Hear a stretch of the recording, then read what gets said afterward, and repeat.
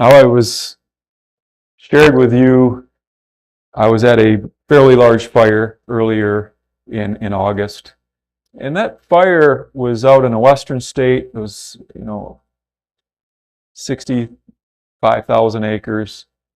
And it was one that had some complexities to it, so it needed a lot of people.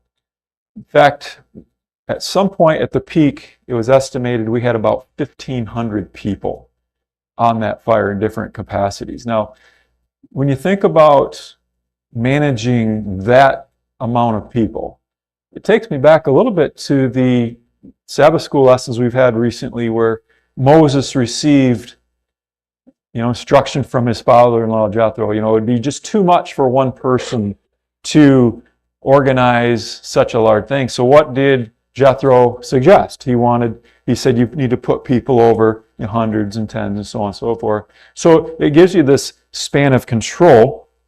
And that's what happens on these large fires. So this is what we call the ICS, or Incident Command System.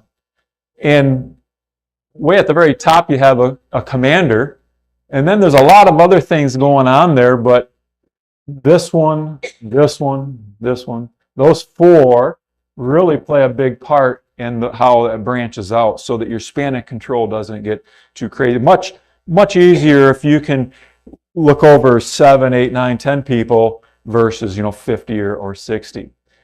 And what I was doing out there was dealing with the helicopter helibase, and that is over in this area. You can see right there's an Air Ops branch director, and then underneath that person, all of the aircraft stuff occurs. Now, the other things that occur over on the operations, you may have heard of people like smoke jumpers. And if you could imagine you have a wildfire that is so remote that you really don't have access by roads, or until you build some means to get in there, you can insert folks through aircraft. So aircraft will fly over. These smoke jumpers, they're dressed in all the garb. You notice the headgear, the face gear, so it's a little different than just a person who's a skydiver. They have a lot of weight on them. They're carrying all of their supplies that they need to get them through a burn period. And they're very highly trained. They're probably considered one of the more highly trained groups because the first one out the door is going to be the incident commander on that fire. So they're all capable of doing that. And that isn't normally what happens on some of your other, hand crews, type situations. Now, the title of our talk today is called Hot Shots.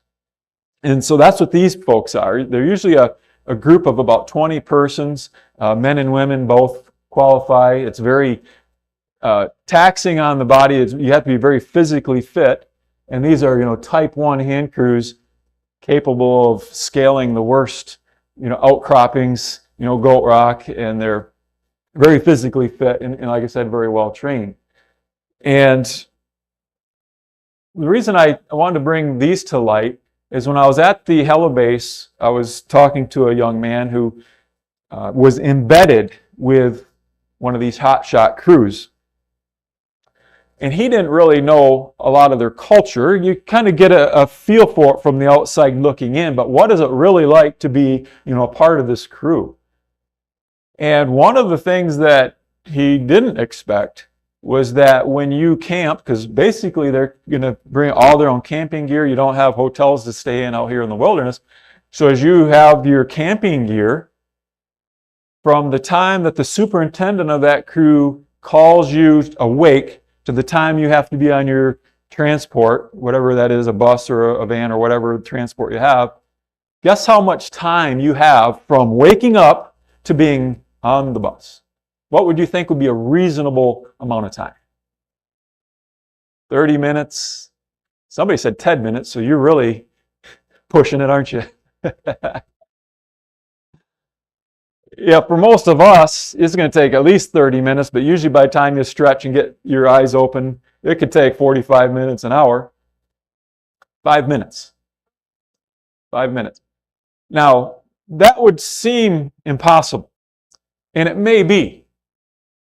But some of the crew, knowing he's from the outside, and he's helping them, he's in their crew, some of the other crew members gathered him up and said, look, here's how it's going to work. This is how you make it in 5 minutes. You need to be ready. By the way, that's the key word for today, is ready. How do you and I, as Christians, be ready? There's something, I think, from this story that we can take as Christians to learn how to be ready. So what they did with this young man, they said, first of all, if our superintendent hears your sleeping bag open before he calls, you're in trouble.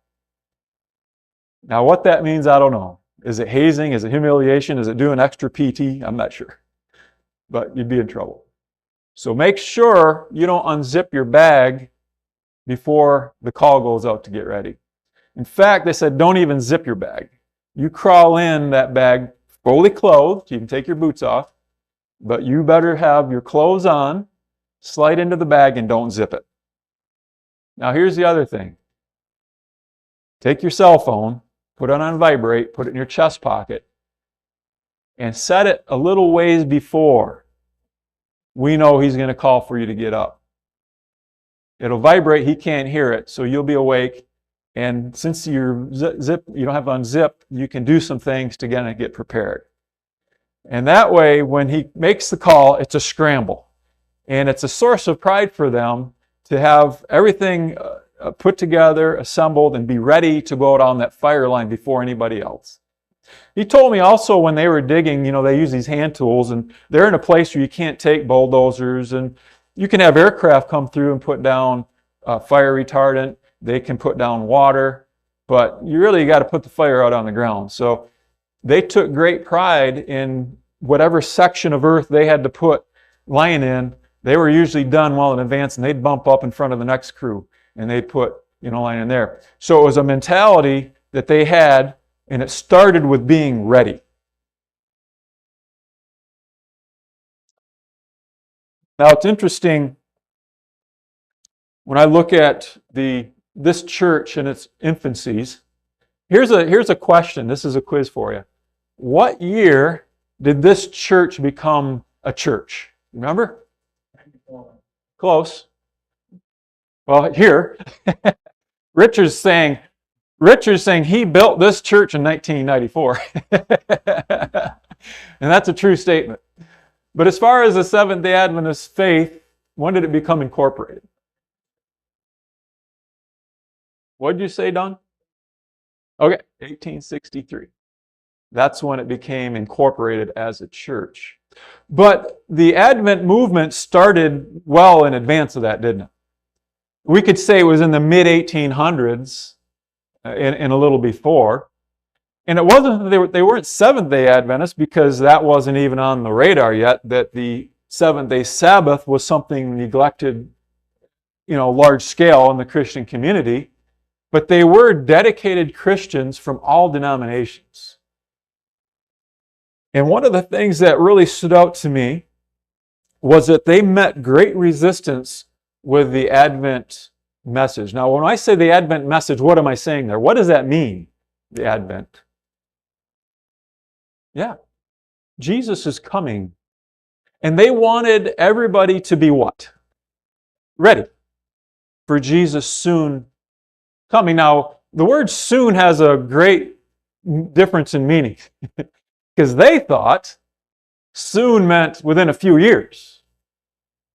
But in God's economy, He wanted them to be ready, and He wanted us to be aware that He was coming soon. But in His economy, soon meant that there's no more time prophecies needed to be fulfilled. That's how close we are to me coming. He wanted us to understand that great image in the book of Daniel, the head of gold and the silver and the bronze and the iron.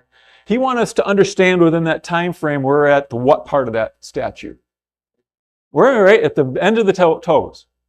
Okay, so He wants us to understand He's coming soon. It wasn't in a couple of years, but soon.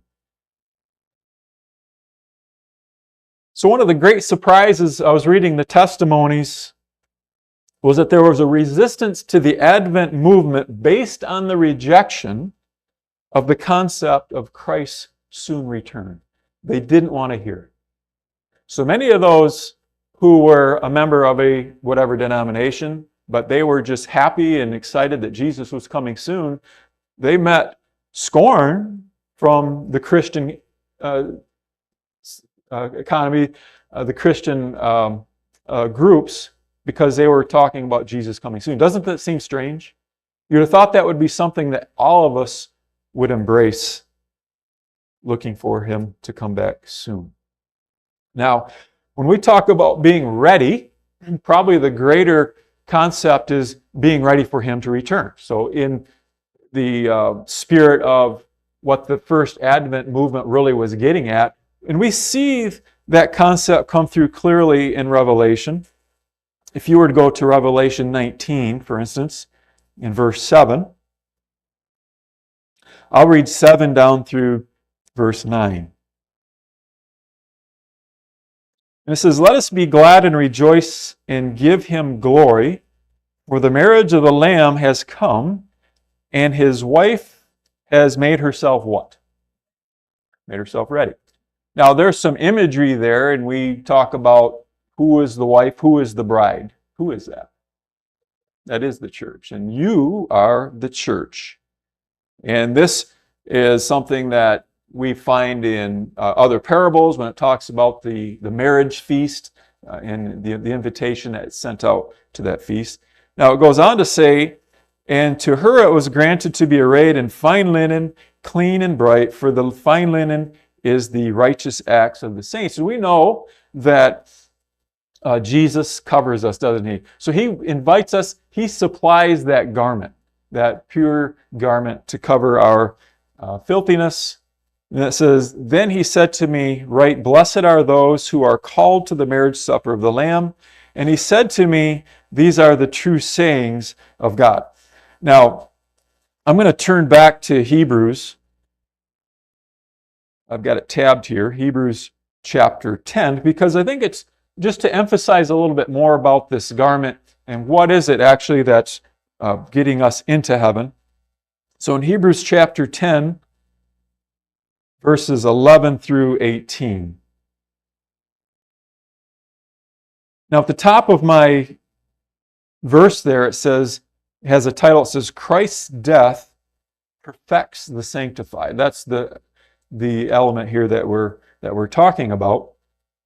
And in verse 11 of Hebrews 10, it says, "And every priest stands ministering daily and offering repeatedly the same sacrifices which can never take away sins. But this man, after he had offered," how many sacrifices does it say? One. It says, "One sacrifice for sins," for how long? Forever. "Sat down at the right hand of God, from that time, waiting till his enemies are made his footstool. For by one offering, he has done" what? "He has perfected forever those who are being," what's that last word? That was always amazing to me.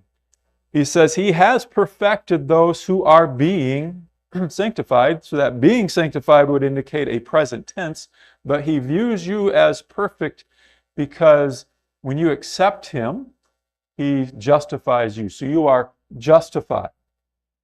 And through that justification, we have access to the glory. Now, he is not done with us, and he loves us so much that he wants us to live happier and healthier and longer.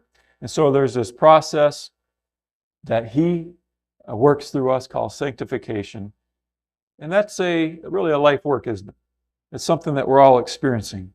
But we can experience the confidence to know that he has a place for us in glory through this justification. Now, across the page, it's that faith chapter. It's Hebrews 11. In verse 7:11 says, "By faith Noah, being divinely warned of things not yet seen, moved with godly fear, he prepared an ark for the saving of his household, by which he condemned the world and became heir of the righteousness which is according to faith." And when you want to talk about being ready, you could probably just do this whole topic today on Noah and his experience. the amount of planning, the amount of effort that he put into constructing. But more importantly, that he was giving the message for how long was it? So we figure 120 years we get from the Bible. That he was sharing the plan that God had given him so that they could be ready. And it's within that context that Matthew 24 uses this experience of Noah. In Matthew 24, verse 37, it starts out, it says, "But as the days of Noah were, so also will the coming of the Son of Man be." So it gives us reason to study a little bit about what happened in Noah's day, how that will relate to us to be ready in the end times. I'm going to skip down, though, to verse 42 because it gets to the heart of what this whole parable, or this whole story, rather, of Noah in the New Testament is for. It says, "Watch therefore, for you do not know what hour your Lord is coming, but know this, that if the master of the house had known what hour the thief would come, he would have watched and not allowed his house to be broken into. Therefore, you also be ready, for the Son of Man is coming at an hour that what? That you do not expect." So really the emphasis there is to be ready. What? Just the moment before he comes? When should you be ready? Now is the time. Right now. You know, there's another parable just across the page also in Matthew. It's 25. And I underline verse 13 because it says, "Watch therefore, for you know neither the day nor the hour in which the Son of Man is coming." So that theme permeates this portion of the book of Matthew. So that's the first concept of being ready. Now there's two others that I wanted to share. If we went through the Bible and exhaustively studied it for how many times or principles does this idea of readiness come about, we'd be here probably for the whole weekend talking about it. So I had to narrow it down just to a couple of things that popped out and stood out to me. So this next idea of being ready comes from 1 Peter. So 1 Peter's towards the back of the Bible. You get 1 and 2 Peter, then you get 1, 2, and 3 John, then Jude, then Revelation. So it's way back towards Revelation.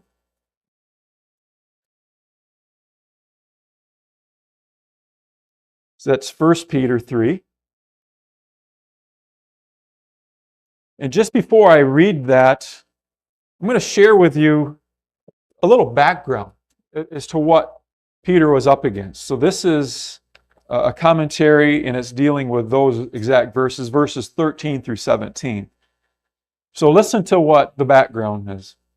Peter's audience was suffering on account of their faith. This opposition had not yet taken the form of violent persecution, but it appears to have been primarily in the form of prejudice against the Christian faith. Now, this is being written, these books of Peter, probably in like the 60s, in AD 60, somewhere. I don't know exactly where. But not long after crucifixion, and not long before, major persecution broke out. And I just read that sentence and I thought, that's interesting. Because as Christians, at least here, we're not experiencing opposition that take the form of violent persecution. There are parts of this world, though, where Christians are experiencing violent persecution. And it says it's in a form of prejudice against the Christian faith. And I would submit to you, today, in this country, there's many levels of forms of prejudice against the Christian faith. It goes on, Peter declares that it is better to suffer for doing good rather than for doing evil, because the first is deserved and the second will be rewarded. Early Christians were accused. Now this is an interesting list. Listen to what the accusations pointed to. Early Christians were accused of a number of things, including immorality, because they professed love for each other. They were accused of disrespect for deities because they rejected the many gods honored by Greeks and Romans. They were accused of antisocial behavior because they did not participate in civic festivals usually held in honor of pagan gods.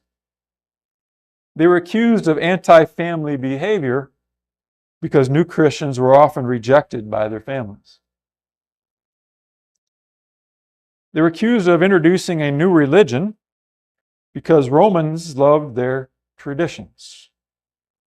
And by some, they were accused of cannibalism because there was a misunderstanding of the nature of the elements of the Lord's Supper. These were the things that they were against. Such accusation stems from ignorance, malice, or both. Peter therefore declares that believers should always be, what's that word? Always be ready to give a reason for your hope with gentleness and respect. When the accusations were shown to be baseless, the accusers would be put to shame. Now, that's the backdrop of what we're going to read. It's 1 Peter 3, 13 through 17. And it said, "Who is he who will harm you if you become followers of what is good? But even if you should suffer for righteousness' sake, you are blessed, and do not be afraid of their threats, nor be troubled. But sanctify the Lord God in your hearts, and always be ready to give a defense to everyone." How many people? To everyone who asks you a reason for the hope that is in you. I'm going to pause there for just a moment because we're going to look at one other element of being ready, but in this case, it seems a little bit personal, doesn't it? If you were to express the hope that is in you, to me that speaks a little bit of our testimony, but that testimony, when it's partnered with the gospel, is there anything more powerful when it comes to sharing how God has worked in your life? And is there anything more effective to those who would be in a position of persecuting or ridiculing you than to hear how God has made positive change? That even could be something that they're interested in immediately. If not immediately, it could be as they dwell on it later on what you said. So Peter is saying, be ready to have that available to you. You can share that with those around you. Now, how do you share it? With meekness and with fear. So when we think about meekness, that's the quality of presenting with strength. So you can present it with strength, but with gentleness. And to do that while all under control. If you get into argument, things can get out of control. So when Peter says in meekness and in fear, he's saying stay under control, do it with gentleness, but you can still do it with strength. You can do it with assuredness. You can do it having confidence. And too much today, we see things getting out of control. Things get out of control very quickly with a lot of hot point discussions. And religion can fall into that realm. Now it goes on to say, having a good conscience, that when they defame you as evildoers, those who revile your good conduct in Christ may be ashamed. For it is better, if it is the will of God, to suffer for doing good than for doing evil. So that's being ready to give your testimony to anyone. everyone. Brings us to the third component of being ready that we'll talk about today, and that's found in 2 Timothy. So it's just on the other side of Hebrews, a couple books. So it'll be not 1 Timothy, but into 2 Timothy. Chapter 4.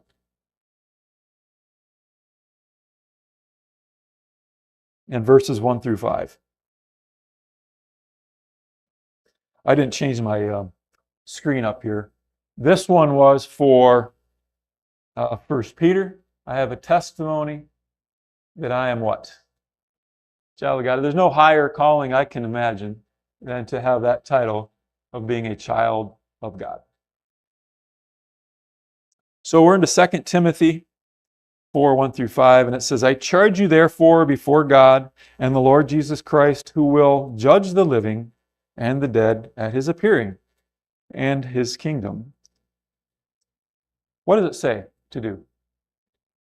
Preach the word. Then it says, be ready in season and out of season. Think about that. Be ready in season and out of season. In my mind, that's like saying be ready in the day and be ready at night. In other words, be ready always, in season and out of season. Now, you may recoil at the invitation for you to preach because in our minds, you might be thinking of what I'm doing here. So if I were to ask you, who is comfortable with preaching? Raise your hand. Okay, I got one taker. I got two. You didn't see my hand go up because I'm not always comfortable. But God will call and he will equip. We talked about that in our Sabbath school. But don't take preaching as what's happening up here only, right? There are other venues that would, I think, qualify for this idea of preaching or sharing the gospel or sharing the good news. That would be preaching. So whatever sphere God puts you in to have an influence, that's where you can fulfill this charge that we're getting in 2 Timothy. It goes on to say, well, I'll kind of back up. Be ready in season and out of season. Convince, rebuke, exhort with all long suffering and teaching. So those first few terms is like, whoa, convince and rebuke, exhort. That sounds a little harsh, but it says to do it with long suffering. So we read through the inspired pen that even when Jesus rebuked, he did it with like a tear in his eye. So he showed compassion. So we can use the scriptures effectively to do these things, but with compassion. And that compassion, that word compassion, when you go to the Latin, basically says to suffer with.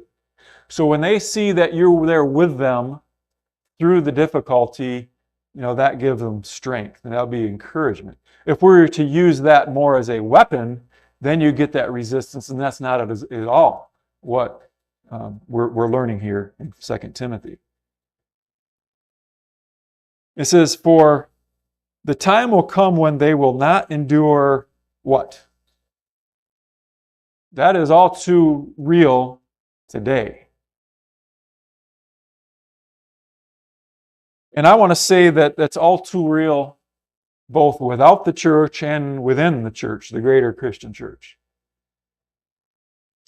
It goes on to say, but according to their own desires, because they have itching ears, they will heap up for themselves teachers, and they will turn their ears away from the truth and be turned aside to fables.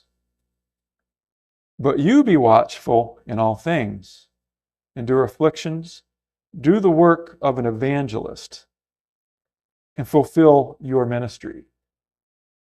That's a call to all of us. We all have a ministry. I always use that term, if you know a little, share a little. If you know a lot, share a lot. There's ways that God will bless you, and the Holy Spirit will give you the avenue, the opportunities to share these things. Now, coming back to this statement that they will not be able to endure sound doctrine, to me, one of the greatest challenges strangely enough, I don't think by coincidence, when you talk about the Advent movement that we discussed, it was the mid-1800s, that was the same time that Darwin studied out and then put pen to paper to come up with the book Origin of the Species, which is really the foundation to what today? Evolution. And it's still a theory, but it's not taught that way. It was during the Great Awakening of a religious experience in the 1800s that the counterfeit was presented, and it has grown in its popularity. And the reason I say it's a challenge both within and without, there are denominations that, in part at least, will embrace aspects of evolution. The Catholic Church is an Orthodox church. The Anglican Church, the Episcopalian Church, the Methodist, the Evangelical Lutheran, virtually all Jewish denominations, and some Hindu and Buddhist. So even outside of Christianity, there's at least elements of evolution that have crept in. And the Bible is calling us to, in season and out of season, be able to present the love of God. And there's so many pitfalls that come through evolution that, again, it would be a whole series if we were to talk about, the challenges that it brings. But the sad part is, to me, it just totally destroys the relationship between the Creator and the created. There's a writing I'll read to you. This is from Last Day Events. And she writes this from a standpoint of not just, something like evolution, but even with false doctrines. So just kind of keep in mind what we're learning in 2 Timothy, that it could be a lot of different things, but the idea of the enemy is to draw you away from truth, whatever means that could be. So she writes, false doctrines draw some away. Science, so-called, and religion will be placed in opposition to each other because finite men do not comprehend the power and greatness of God. These words of Holy Writ were presented to me of your own selves. Shall men arise, speaking perverse things, to draw away disciples after them? This will surely be seen among the people of God. And we are seeing our young people falling towards fables. Well, I'll call fables. I'll say specifically evolution, but within the church that is impacting not just our church, but others. When the shaking comes by the introduction of false theories, these surface readers anchored nowhere are like shifting sand. They slide into any position to suit the tenor of their feelings or bitterness. Not having received the love of the truth, they will be taken in the delusions of the enemy. They will give heed to seducing spirits and doctrines of the devils and will depart from the faith. And all I can tell you is, if we were to sum up who God is, what is that one word that we describe God as? He is love. And I would just implore that when we have the opportunity to encounter those who have been pulled away by these fables, by false doctrines, or by these theories, oftentimes there's an underlying element to that. They've had an experience negative in the church. They've been offended. There's something that could have happened there. Show them love, long-suffering, tenderness, kindness, and mercy. And let that be the foundation. That's the foundation of Christianity. And for some reason they've not seen that, or they've lost that. And perhaps we can be the conduit to that love for them. So when it comes to readiness, it says, I'm going to tell you to be ready to witness for God whenever opportunity should present itself. If you know a little, share a little, as I mentioned. Use prepared Bible study material. That's something here when we talk about preaching, you may not think in terms of, well, I can't really, present everything they need to hear, neither can I. Who can? But there's resources out there that are very, very effective. And if we can kindly invite in someone to study, we have materials that'll make, as we studied, I remember, Tyler, you said this makes sense. There's no negatives here. And I think presented in the proper light, others will come to that same conclusion. We need to be able to reprove sin, at the same time show pity and tenderness to the sinner, expressing that compassion or to suffer with. So, be ready for Christ's return. That was the first thing we talked about. That's our first and foremost thing on an individual level. We need to be ready for Christ's return. Be ready to give a reason for your belief and testimony to who? To everyone that asks. And thirdly, be ready both in season and out of season. Then perhaps we can have the same response as Paul in the same 2 Timothy, verse 6 through 8 of chapter 4. This is how we'll conclude. This is what Paul says: "For I am already being poured out as a drink offering, and the time of my departure is at hand. I have fought the good fight. I have finished the race. I have kept the faith. Finally, there is laid up for me the crown of righteousness, which the Lord, the righteous judge, will give to me on that day. And not to me only, but also to all those who have loved his appearing."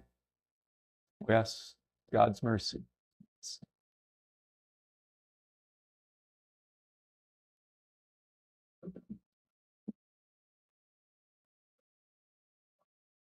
Our closing hymn is 604.